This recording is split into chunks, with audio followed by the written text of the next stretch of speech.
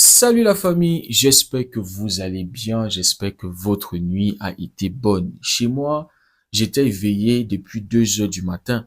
J'ai commencé à habituer le système à être éveillé tout au long de la nuit. J'ai pas encore dormi, hein. Donc être éveillé tout au long de la nuit et dormir en journée.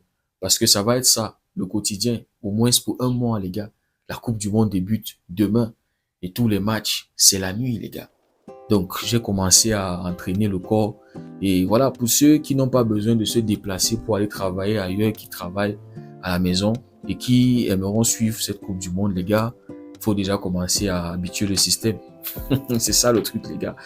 Mais sinon, les gars, éveillez à 2 heures du matin pour voir Argentine-Islande. Les champions en titre étaient en train de jouer leur deuxième match de préparation avant d'aller lancer la compétition contre l'Algérie, les gars. Donc, 2 matchs, 0 but encaissé de l'Argentine, 5 buts marqués. Ça, c'est solide, les gars. Je pense pas que l'Argentine fera la même Coupe du Monde comme en 2022. Parce qu'il y a tellement de facteurs qui font en sorte que ils ne seront pas capables d'être aussi spectaculaires, les gars. Mais je pense que la solidité de cette équipe est restée intacte. Par exemple, cette nuit, le 11 entrant n'était pas le 11 titulaire. Mais ce 11-là a su mettre un but et a su le défendre jusqu'à ce que les titulaires rentrent en jeu. L'Argentine avait ouvert le score à la 8e minute. Et pendant toute la première mi-temps, ils ont montré cette capacité-là à défendre. Ils ont envoyé un message d'une équipe contre qui ça sera compliqué de marquer. Lors des 4 derniers matchs de l'Argentine, c'est un seul but encaissé. Donc, je ne les vois pas marquer un tonne de buts, mais je les vois être réguliers, les gars. Je les vois être cette équipe-là qui saura marquer les buts qu'il faut pour avancer. Je pense que l'Argentine fera une Coupe du Monde à l'image de sa deuxième Copa América. Pour ceux qui avaient suivi la deuxième, le back-to-back. Ça n'avait pas été flamboyant, ça n'avait pas été comme la première. Mais les amis, ça avait été solide défensivement. Et il y avait un Lautaro Martinez qui avait su step up, qui avait su être le meilleur buteur de cette équipe-là, porter cette équipe offensivement là. On avait un Messi qui faisait toujours ce travail-là. Messi, c'est une passe, Messi, c'est une action. Messi, c'est la création en fait, c'est le génie. C'est l'énergie même de cette équipe, c'est la confiance de cette équipe. Quand il est sur le terrain, les 10 autres se transforment à des Avengers, les gars. Cette équipe-là, tu ne peux pas leur dire qu'ils vont perdre. Ils savent que même avec un Messi qui a 60% de ses capacités, ils sont capables de battre n'importe qui, les gars. Et pour moi, c'est ça la plus grande force de l'Argentine. Ils sont prêts pour cette Coupe du Monde, les gars. Maintenant, c'est que la formation avec laquelle l'Argentine évolue leur permet d'avoir une défense solide, le 4-4-2. Et aussi leur système de jeu. Bloc bas, contre-attaque. Bloc bas, transition rapide. On avait vu ce que ça avait fait à la France lors de la finale, le premier but qu'ils avaient marqué, où chaque joueur touchait la balle une seule fois. Il n'y avait que Messi qui avait touché la balle 2 fois pour le premier but de l'Argentine. Donc on sait, c'est une équipe très solide défensivement et qui est capable de te faire mal en contre-attaque, en transition. Et aussi, l'une des grosses forces de cette équipe, c'est le fait que tout le monde fait des efforts. Tout le monde défend, tout le monde attaque.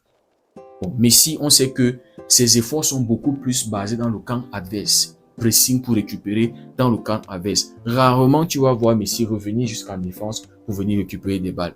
Mais les 9 autres savent qu'ils doivent faire ces efforts défensifs-là pour leur boss. Donc, les gars, je pense que l'Argentine a ce qu'il faut pour aller jusqu'en finale de cette Coupe du Monde. De défendre leur titre. Après le match contre l'Islande, De Paul a dit l'objectif, c'est de rentrer le dernier jour de la compétition.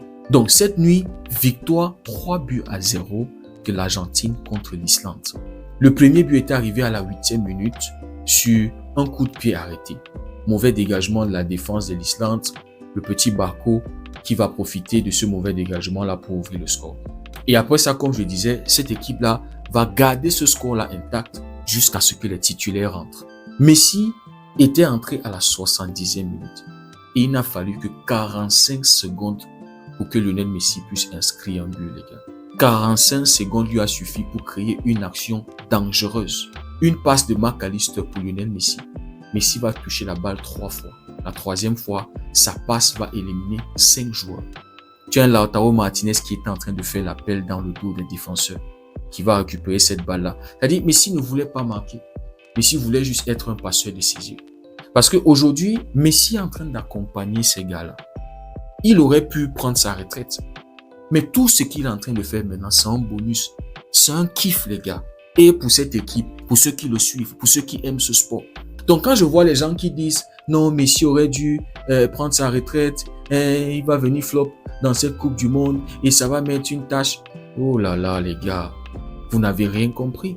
Donc, vous pensez que même si l'Argentine se fait éliminer en phase de groupe là, ça va changer quelque chose sur la légende de Messi. Le fait qu'il est le GOAT, vous pensez que ça va mettre une tâche? Non, les gars. Regardez même les 2 matchs de préparation. Le premier match, il n'a pas joué, mais il était sur le banc. C'est cette nuit-ci là qu'il a joué. Et il entre même en jeu à la 70e minute. Et dès qu'il entre en jeu, non les gars, c'est transformation totale. Juste sa présence. Tu vois le jeu plus direct. Tu vois une confiance qui s'installe naturellement. Ça dit, tout change les gars, complètement. Et tu as un adversaire qui commence subitement à paniquer, qui commence à être mal à l'aise. Pour ceux qui avaient vu ce match avant que Messi n'entre, tu as une Island qui était tranquille dans le match, qui essayait de développer son jeu, qui essayait de chercher l'Argentine. Ça dit poser. Mais dès que Messi est entré, l'Islande est devenue mal à l'aise. Les gars ont commencé à être agressifs.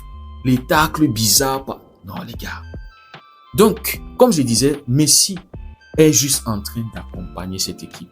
Et l'avantage pour Messi lors de cette Coupe du Monde, c'est le fait qu'il est déjà habitué au climat des États-Unis. Je pense que c'était la meilleure décision d'aller en MLS. Je pense qu'il avait pensé à cette Coupe du Monde avant de signer à Inter Miami, les gars. Pour être familier avec le climat des États-Unis. On a vu les Européens se plaindre de la température, de la chaleur. Mais ce climat-là ne va pas perturber Messi. Donc, il n'a fallu que 45 secondes pour que Messi puisse créer une situation dangereuse. Il va servir Lautaro Martinez en profondeur. Martinez qui était incapable, face à face avec le gardien, élimine le gardien et marque. Incapable. Heureusement pour lui que le gardien va commettre la faute. Penalty pour Messi. Sur le penalty, il montre au gardien là où il va tirer. Il a ces petites secondes-là. Je ne sais pas si je vais dire feinter le gardien. De sorte que le gardien va plonger avant qu'il ne tire. Bien que le gardien ait vu là où il veut tirer, mais il est incapable de le prendre, les gars. Ça, c'est Lionel Messi. Et même sur le 3e but, les gars, c'est Messi qui a l'avant-dernière passe. C'est-à-dire aujourd'hui, Messi n'a pas besoin de trop faire, les amis. C'est une passe, c'est une action. Et même aujourd'hui, il est capable d'éliminer encore un joueur, souvent même 2 joueurs. Donc les gars, je pense que Messi est prêt pour cette Coupe du Monde, les gars. Je pense que Messi va encore nous régaler, les gars. Contrairement à CR7, Contrairement à CR7. Vous voyez, Messi sera super important dans le 11 entrant de l'Argentine. Mais vous voyez Cristiano Ronaldo, s'il veut que le Portugal aille loin, il doit s'asseoir sur le banc. Il doit être un remplaçant, pas être un titulaire. Parce que s'il est titulaire, les gars, il va handicaper cette équipe-là. Mais bon, les amis, de ce que j'ai vu cette nuit, Messi et l'Argentine, ils sont prêts à aller défendre leur titre. Ils ne sont pas les grands favoris pour remporter cette Coupe du Monde. Mais les amis, ils sont favoris à leur propre succession. Le match d'ouverture de la Coupe du Monde sera contre l'Algérie. Ça sera super intéressant, les gars. Parce que je trouve que c'est 2 équipes qui ont la même façon, le même style de jeu. C'est 2 équipes contre qui c'est compliqué de marquer. On avait vu le premier match de préparation de l'Algérie, c'était contre le Pays-Bas. Ils avaient battu le Pays-Bas 1-0. Le prochain match de préparation de l'Algérie sera contre la Bolivie. Mais bon, les amis, le premier match de l'Argentine sera contre l'Algérie. L'Argentine est dans le groupe J avec l'Algérie, la Jordanie et l'Autriche. Je m'attends à ce que l'Argentine et l'Algérie sortent de ce groupe-là, les gars. L'Algérie est capable de le faire. Battre la Jordanie, pourquoi pas faire un match nul contre l'Argentine, les gars, et battre l'Autriche derrière. C'est vrai que l'Autriche ne va pas être facile, les gars, mais je pense que l'Algérie sera capable de le faire. Donc, les amis, pour moi, l'Argentine ne fera pas une Coupe du Monde aussi spectaculaire que la Coupe du Monde 2022, mais je pense que l'Argentine fera une Coupe du Monde solide. Cette nuit, on a vu une Argentine sans et avec Lionel Messi. Sans Messi, un but marqué, défense solide. Avec Messi, 2 buts marqués, défense solide, les gars. C'est pour ça que je vous dis qu'ils sont capables d'aller jusqu'en finale, les gars. En tout cas, les gars, très hâte que cette Coupe du Monde débute. Tout ce qu'on souhaite, c'est de passer un bon moment. On espère qu'on aura une grosse Coupe du Monde comme c'était le cas lors de la Coupe du Monde des clubs.